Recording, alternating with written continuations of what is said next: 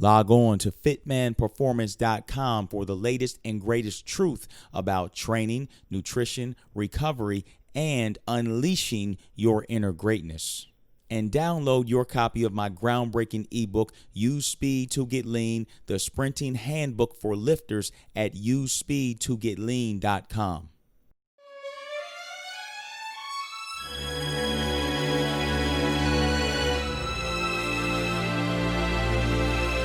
Hey everybody, it's your man Fitman, head performance coach right here at the Fitman Performance Center.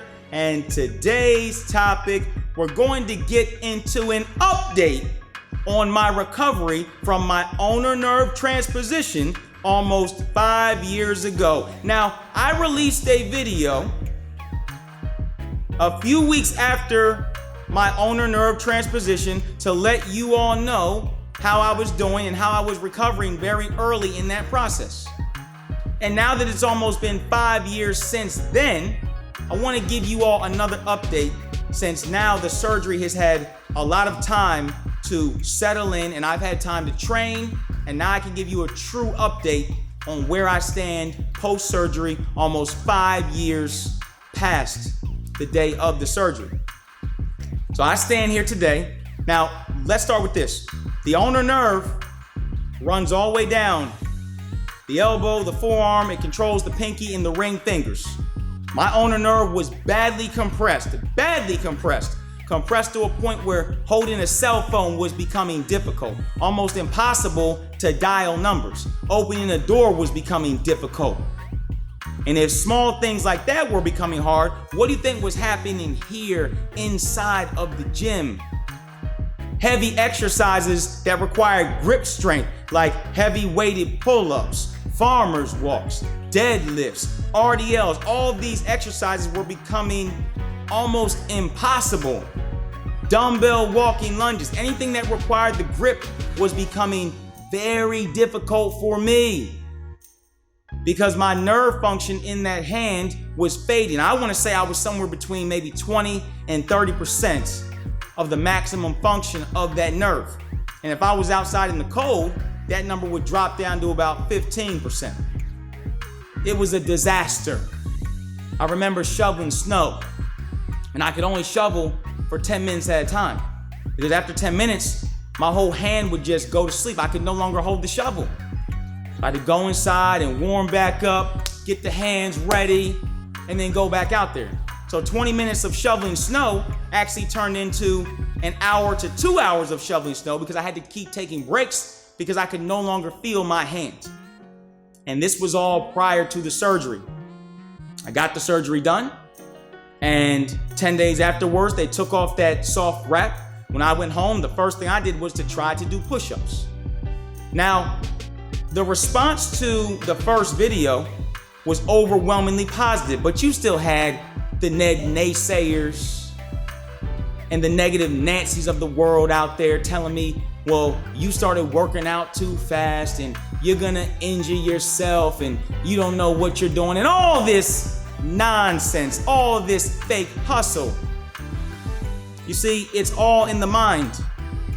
I'm not gonna put myself in a position to injure myself, but I'm also not gonna sit around for many weeks telling people, selling people a bogus woe is me victim story about my surgery.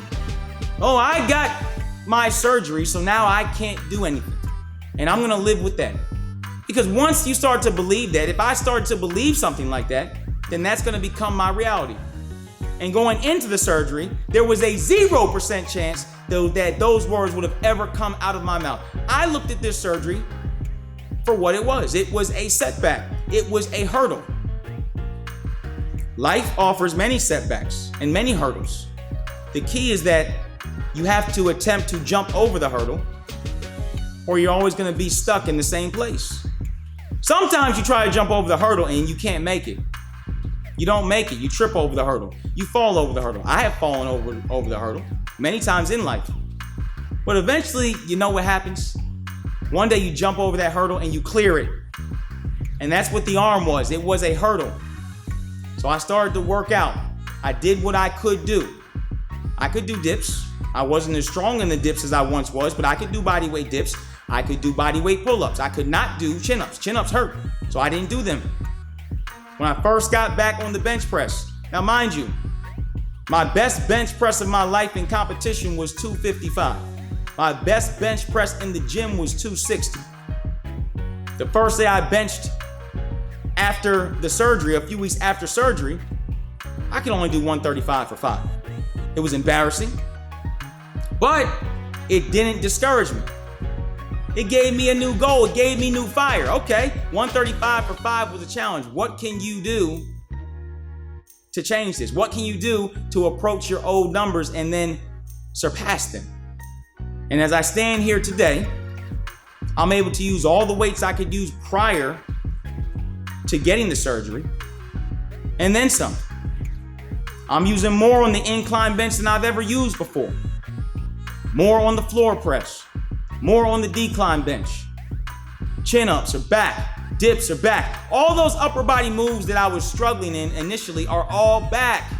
And it was all because of my mindset. So if you are somebody who's going to get this surgery done, the first thing you've got to do is you've got to consult with your doctor. I'm not a doctor. I'm just sharing my experience with you, what I went through. Consult with your doctor and let him develop, or let him or her develop a game plan for you so that you can get on the path of recovery.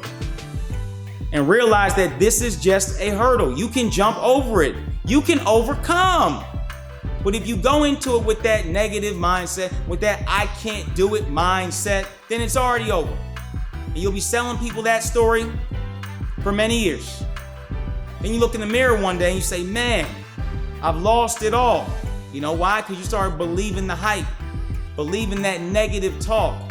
You've got to go into it with a positive mindset, no fake hustle. And you can recover from this surgery wonderfully. The only issues I have today is that when it's very cold out, I still have some limitations, but it's nothing like what it was prior to the surgery. My doctor, the great Moody Kwok, told me, you're probably gonna get to about 80 to 85% of your maximum function post-surgery. And I'd say that's where I'm at. But I'll take 80 to 85% over 20 to 30% any day, because now I can lift without limitations. The only move that's still tough is if I'm doing farmer's walks for a very long distance. I can get the job done, but I can feel that hand starting to get fatigued faster. They did have to cut through my forearm during the surgery. So I just want to say that everybody who left positive messages, that was very heartfelt. I really appreciate it. And I'm glad I was able to impact so many people. When I filmed the first video, I was just filming a video to let people know how the surgery went. I didn't know it was going to impact so many people. I didn't know I was going to receive so many messages from so many people who were going through the same thing, telling me that I was a beacon of light for them. That made me feel real good, y'all. So keep your head up. If you're about to get this surgery, it's just a hurdle you can overcome. If you have recently had this surgery, I know it stinks right now. I've been through it. But if you keep your mind strong and stay focused on your goal of overcoming the surgery, you will do that. And you can regain all the strength and all the muscle you had prior to the surgery. Plus, your mindset will be even tougher. Thanks for checking out the video. It's your man, Fitman. Holla at a trainer when you see me at the center.